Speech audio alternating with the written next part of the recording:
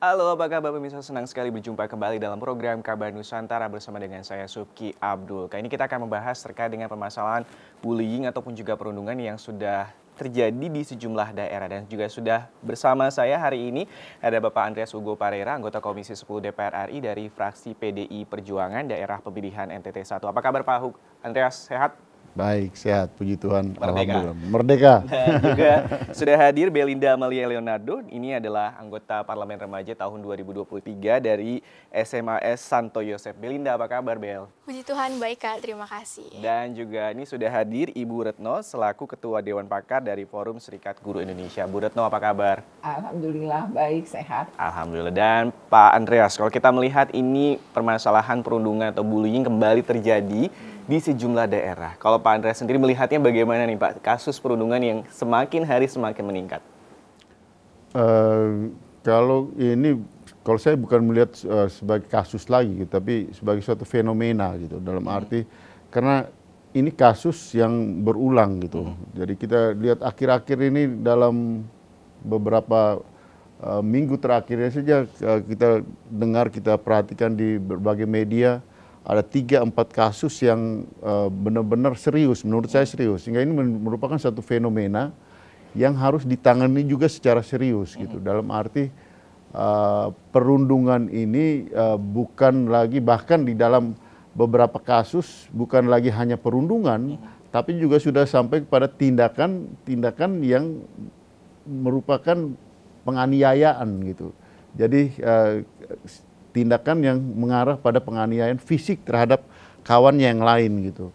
Nah, sehingga saya kira masalah ini juga harus menjadi perhatian serius di DPR juga, di Komisi 10 juga kami melihat ini sebagai suatu hal yang serius, dan kita nanti akan minta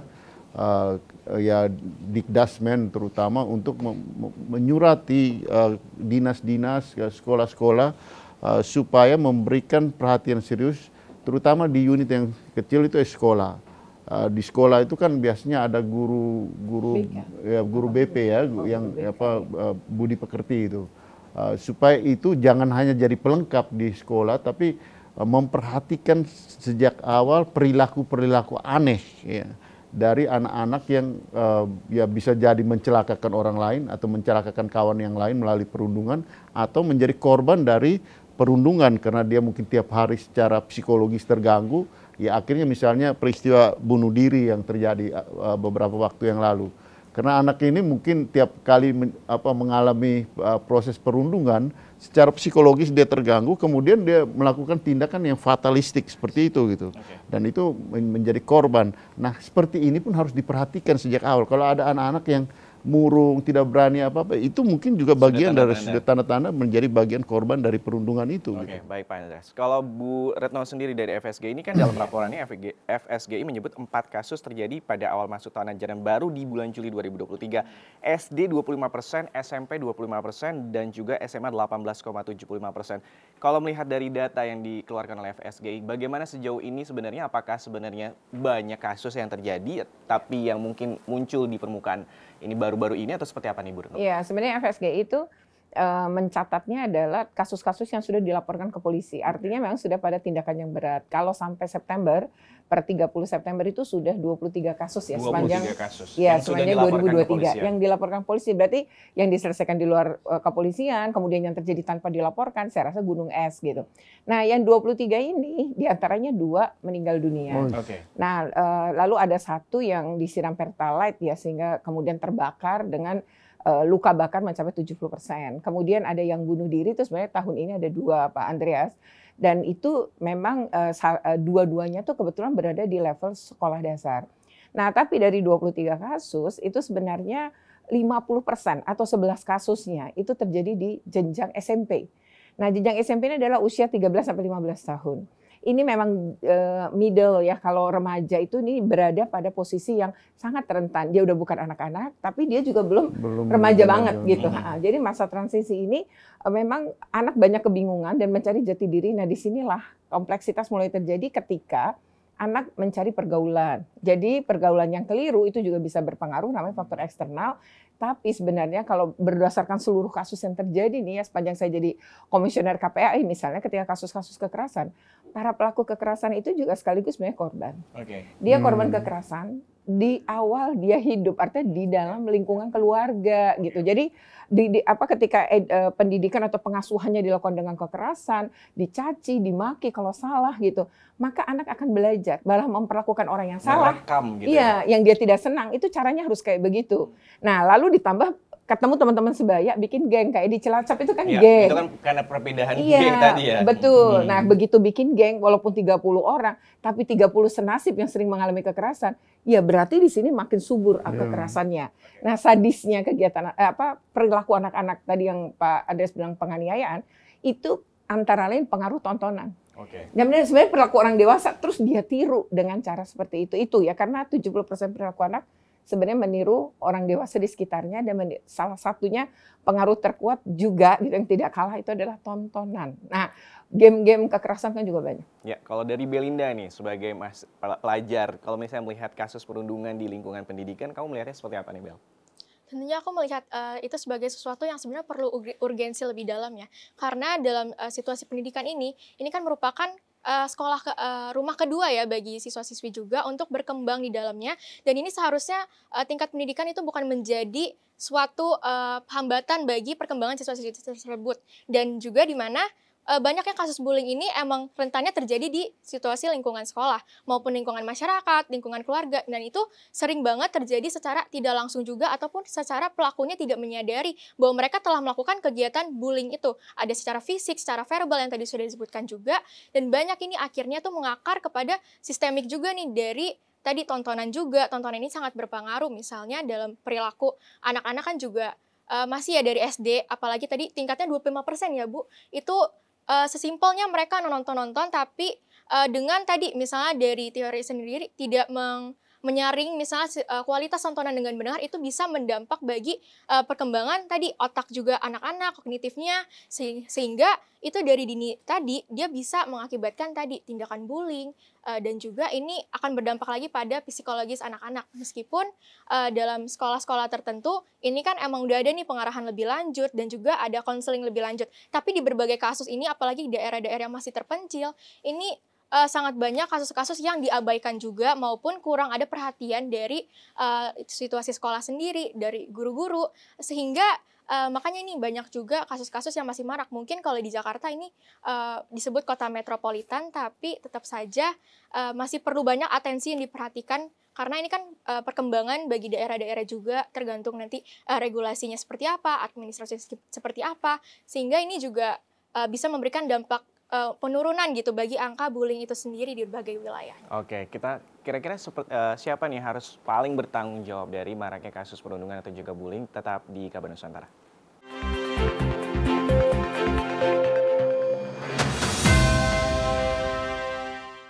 Kembali lagi di Kabar Nusantara. Pak Andreas, kalau kita misal melihat kira-kira akar permasalahan dari perundungan ini siapa yang paling bertanggung jawab? Pihak sekolah, pihak keluarga, atau siapa nih Pak? Pemerintah?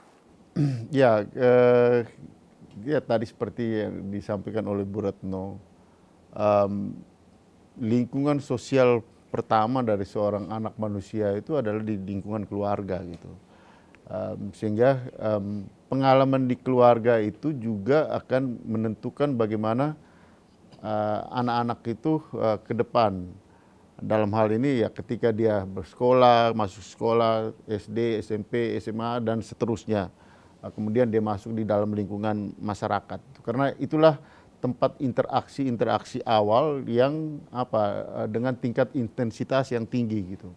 Nah, sehingga kalau kita lihat di sini ya pendidikan di keluarga itu akan sangat menentukan bagaimana perilaku anak itu ke depan gitu. Kemudian dia masuk ke tadi istilahnya Belinda itu rumah kedua. Rumah kedua itu adalah ketika dia masuk sekolah gitu. Nah, sehingga saya kira jenjang-jenjang ini akan menentukan bagaimana perilaku seorang anak ya berinteraksi dengan kawan-kawan yang lain gitu. Nah, dalam hal ini tentu ya kalau mau kita katakan bahwa siapa yang paling bertanggung jawab ya tentu semua dengan bagian-bagian dengan porsi-porsinya tentu bertanggung jawab. Tapi kita mau bicara soal di sini soal bagaimana peran sekolah seharusnya, artinya sekolah di dalam melakukan pendidikan di sini dalam hal ini tentu pendidikan karakter anak-anak didik gitu.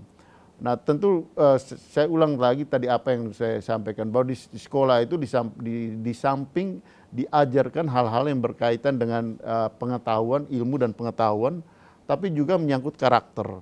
Nah saya kira ya, penanggung jawab ya, di dalam urusan karakter ini di samping guru-guru, tapi tadi yang saya katakan guru budi pekerti itu saya kira perlu mendapat perhatian lebih sekarang. Dengan kasus-kasus seperti ini, kita minta supaya guru BP, guru budi pekerti itu memberikan perhatian lebih terhadap anak-anak dengan perilaku khusus. Ketika mereka masuk ke sekolah itu, terutama di tingkat-tingkat remaja menjelang remaja, untuk diperhatikan dengan perilaku khusus. Apakah dia itu adalah mempunyai gejala untuk mencelakai orang lain atau mengganggu orang lain, atau dia mempunyai kecenderungan untuk menjadi korban dari perilaku orang-orang lain di sekitarnya. Gitu. Ya, kalau Bu Retno, kalau misalnya melihat sejauh ini bagaimana apakah langkah-langkah yang sudah dilakukan oleh pemerintah dalam hal ini Kementerian Pendidikan dan juga Kebudayaan Riset Teknologi untuk ini kan kasus perundungan atau bullying ini kan bukan kali ini terjadi gitu kan, sudah sering kali terjadi apalagi sampai korban jiwa meninggal. Kalau Bu Retno sendiri melihatnya apakah sudah ada langkah antisipatif yang sudah dilakukan pemerintah? Kalau kita bicara Indonesia kan ada 2 tempat nih ya untuk anak-anak sekolah ya, satuan pendidikan. Yang pertama kan madrasah yang berada di bawah Kementerian Agama termasuk pondok pesantren. Yang kedua Kemendikbudristek ini yang sekolah-sekolah yang di bawah dinas-dinas pendidikan. Kalau melihat 2 kementerian ini sih yang lebih maju dalam cara mencegah dan menangani itu Kemendikbudristek sebenarnya. Kemendikbudristek ini kemudian pertama mengakui menterinya kalau terjadi 3 dosa besar di pendidikan. Ya, jadi salah satu perundungan, kemudian kekerasan seksual dan intoleransi. Nah menurut saya bentuk pengakuan ini adalah bentuk pemerintah mau mengambil tanggung jawab kan ya, sesuai dengan tadi Pak Ades katakan bahwa ini porsinya. Nah salah satu porsi pemerintah kan bikin regulasi. Nah menurut saya Permendikbud terbaru nih yang diluncurkan pada 3 Agustus yang lalu, terkait kekerasan itu adalah Permendikbud 46 tahun 2023 tentang pencegahan dan penanganan tindak kekerasan di satuan pendidikan. Nah di sini menurut saya ini lebih maju dibanding ini sudah memperbaiki Permendikbud sebelumnya nomor 82 tahun 2015. Salah satunya adalah sekolah sekarang dipaksa membentuk namanya tim PPK. Tim PPK itu P-nya pencegahan penanganan kekerasan. Okay. Nah, lalu di situ terdiri dari komite sekolah dan juga perwakilan guru. Jumlahnya harus ganjil. Dan mereka akan menangani kasus-kasus yang terjadi di sekolah dengan cara apa? Nanti ada BIMTEK. Tapi yang utama adalah anggotanya nggak boleh orang yang pernah melakukan kekerasan. Termasuk Seperti orang apa tua. Nanti syaratnya, gitu. Bu? Jadi syarat itu tentu ditentukan kalau PNASN kan lihat ya, apakah pernah dia punya catatan hukuman terkait kekerasan. Misalnya sebagai ASN pernah dihukum gitu ya, lantaran dia pernah melakukan kekerasan. Atau kalau orang tua ya kita lihat aja kebahagiaan anaknya gitu ya. Saya rasa misalnya ini adik dengan aktivitas seperti ini dia pasti dapat support orang tua, punya keluarga yang hangat, yang nggak mungkin dia menyakiti orang lain apalagi menyakiti diri sendiri dengan bunuh diri gitu kan. Nah dari situ kita bisa lihat orang tua yang mana nih yang kemudian bisa masuk, tapi dia harus di komite sekolah memang, jadi perwakilan komite.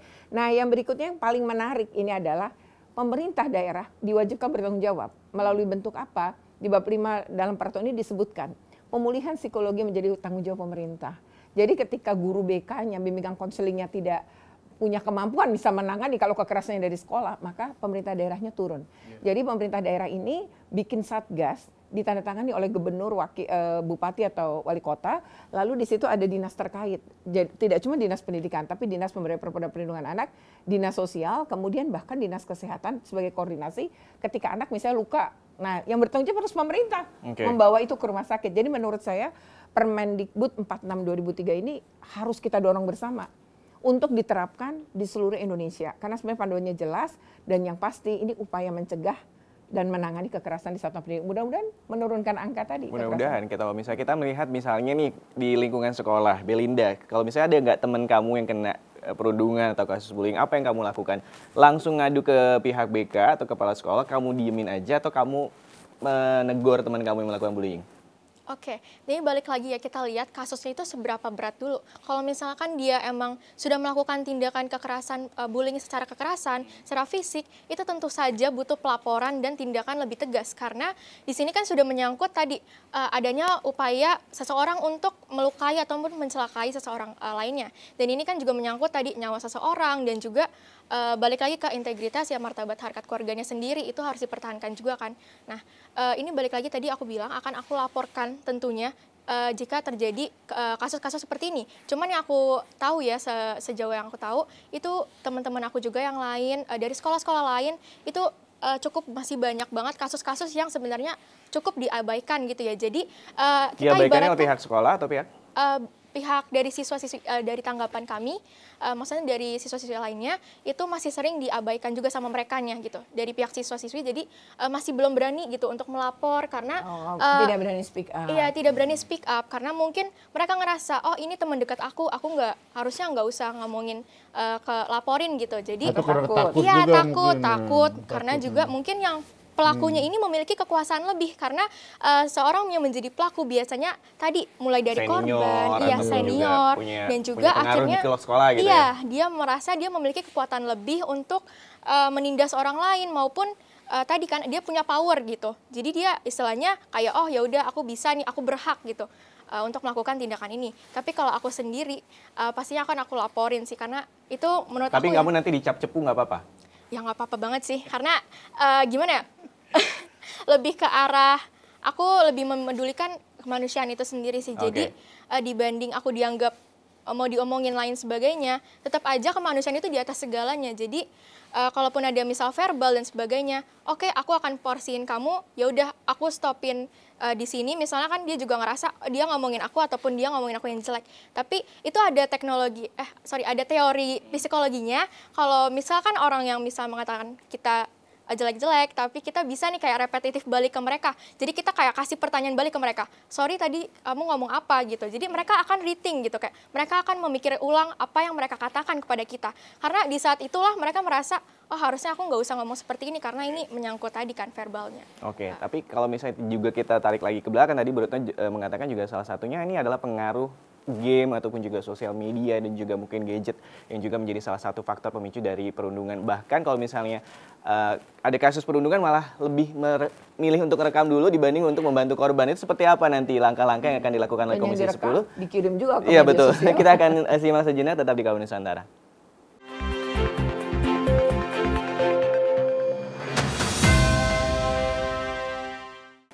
Masih bersama dengan Belinda, Bu Retno, juga Pak Andreas. Pak Andreas, kalau kita misalnya melihat sejauh ini apa saja yang sudah dilakukan oleh Komisi 10 dalam hal melakukan antisipasi dan juga akhirnya bagaimana mendorong pihak pemerintah, dalam hal ini juga kementerian, untuk akhirnya bisa bagaimana mengurangi perundungan yang terjadi di lingkungan pendidikan kita? Ya, tadi ya, apa yang Bu Retno sampaikan itu artinya masalah ini kan sebenarnya sudah beberapa waktu terakhir ini memang sering terjadi, sehingga memang kasus-kasus baik di tingkat remaja, anak-anak sekolah sampai ke perguruan tinggi itu menjadi perhatian kita, dan kita menyampaikan ini kepada Menteri Mendikbud Ristek untuk memberikan perhatian khusus gitu. Ya, alhamdulillah bahwa ini kemudian muncul di dalam Permendikbud tadi gitu. Sehingga yang harus yang harus dilakukan oleh Komisi 10 di sini adalah implementasi daripada peraturan menteri tersebut supaya dilaksanakan terutama di unit-unit sekolah gitu, di unit-unit yang paling kecil gitu. Karena apa artinya? Tidak akan ada artinya peraturan itu kalau tidak dilaksanakan terutama di lingkungan-lingkungan sekolah gitu. Dan di situ adalah tugas dari dinas-dinas di tingkatannya masing-masing untuk memberikan perhatian dan melakukan pengawasan terhadap pelaksanaan daripada peraturan menteri tadi gitu.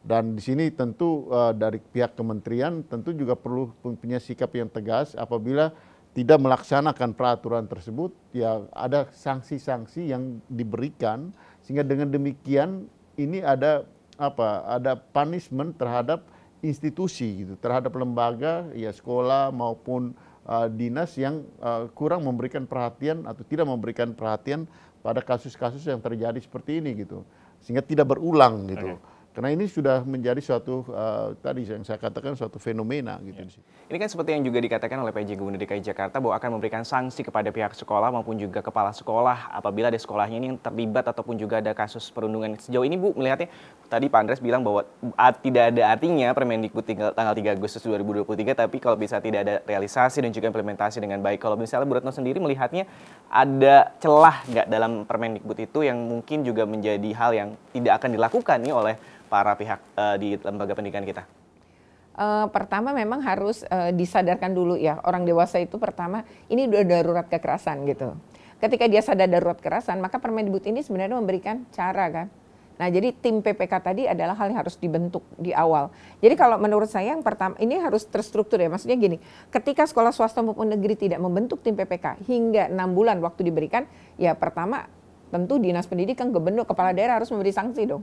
Ditegur kah? Sanksi itu bisa aja tegur tertulis gitu ya. Kalau tetap kemudian tidak diberi waktu, kalau tidak juga ya bisa dilakukan cara lain gitu ya dalam pembinaan. Yang kedua sebenarnya memberikan sanksi. Jadi sebenarnya Permendikbud ini bagus banget karena dia tidak ngatur cuma siswa, tapi guru. Kan guru bisa jadi pelaku kekerasan, tapi bisa jadi korban. Orang tua misalnya yang matanya ketapel itu. Atau misalnya sesama guru melakukan, bisa juga perundungan. Nah oleh karena itu untuk guru itu juga dilindungi di sini. Nah, bagaimana kemudian ketika dia menjalankan tugas, ya dia tidak boleh kemudian juga mendapat serangan. Nah, ini menurut saya hal yang bagus ya. Terus kalau kepala sekolah pelaku yang melakukan pemeriksaan harus satgasnya Dinas Pendidikan atau atau pemerintah daerah. Ini juga sesuatu yang bagus. Jadi kepala sekolah juga nggak bisa sewenang-wenang. Karena sering terjadi juga kepala sekolah melakukan tindakan yang bahkan juga kekerasan seksual pada anak. Jadi ini yang kemudian menurut saya menjadi sebuah jawaban ya. Nah, oleh karena itu sanksinya juga ada sih di dalam. Nah, salah satu kalau untuk Kemendikbud itu kan kewenangannya dana bos ya Pak. Betul. Nah memang ancaman pada misalnya terkait salah satunya adalah pencabutan dana bos atau pengurangan. Cuma ini saya juga bilang nanti anak yang nggak bersalah juga jadi kena nih gitu. Ini gimana? Nah itu memang sesuatu yang ini kan bertahap-tahap. Artinya akan tetap diberikan ruang untuk menyadari kesalahan, diperbaiki gitu oleh pihak sekolah. Baru kemudian dilakukan itu gitu. Karena juga jadi merugikan anak-anak. Tapi bagaimanapun pemerintah daerah memang, pemerintah pusat memang cuma itu ya pas senjatanya gitu loh Kemendikbud. Karena sekolah sama guru itu milik pemerintah daerah gitu. Nah sekarang bagusnya kemarin MOU-nya Pak Andreas itu menghadirkan Menteri Dalam Negeri. Nah jadi Menteri Dalam Negeri ini yang akan ngetok kepala daerahnya. Karena kan di bawah kewenangannya dia, tidak di bawah kewenangan Kemendikbud.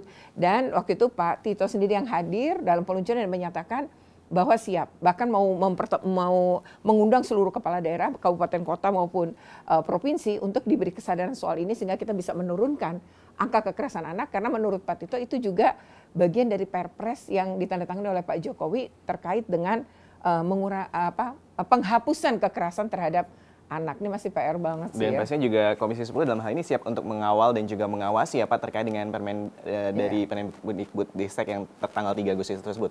Ya itu tadi seperti yang disampaikan oleh Bu Retno. Seringkali atau banyak sekali peristiwa-peristiwa yang terjadi itu langsung diinikan ke Komisi 10, ke Kemendikbud. Padahal persoalan itu kan persoalan di bawah di daerah gitu kan. Nah di sini harus diedukasi juga dalam banyak hal gitu. Salah satunya adalah masalah perundungan ini gitu.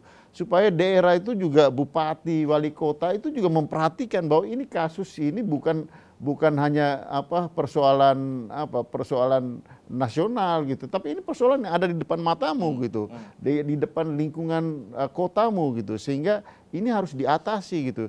Karena memang mempunyai kewenangan itu adalah kalau SMA, SMK itu gubernur, SD, SMP, PAUD, SD, SMP itu ada di kewenangan itu ada di bupati, kabupaten kota gitu. Jadi mereka harus melakukan tindakan pertama terhadap pelanggaran-pelanggaran atau pengabaian terhadap peraturan-peraturan ini gitu.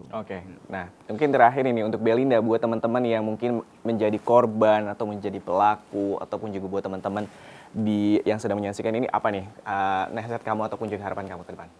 Harapan aku ke depan tentunya aku ingin harapannya ya Indonesia bisa turun nih angka kekerasan maupun bullying terhadap anak maupun siswa-siswi dan juga mahasiswa nih terkhususnya di perguruan tinggi. Ini masih banyak banget tadi PR-PR-nya juga dan ini terus-menerus kan dilengkapi dengan program-program juga yang dibuat oleh pemerintah. Terkhususnya kalau yang aku rasakan ya saat ini adanya profil pelajar Pancasila.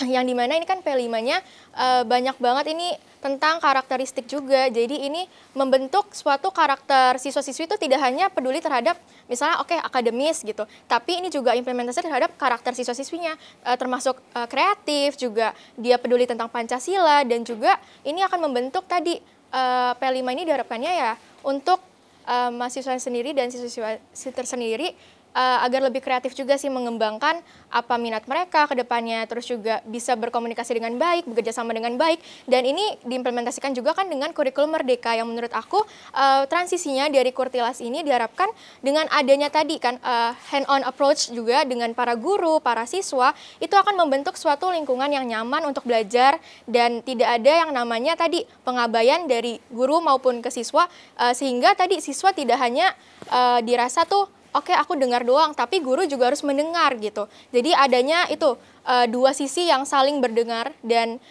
harapannya sih ini bisa juga menurunkan tadi ya dialognya itu jalan. Ya, dan kurikulum Merdeka ini diharapkannya tadi prakteknya ini juga membuahkan hasil gitu dan implementasi. Mungkin harapan aku terakhir juga untuk teman-teman yang ada di luar sana, jika kalian menjadi korban bullying, jangan takut untuk melapor dan jangan takut untuk berdiri untuk diri kalian sendiri.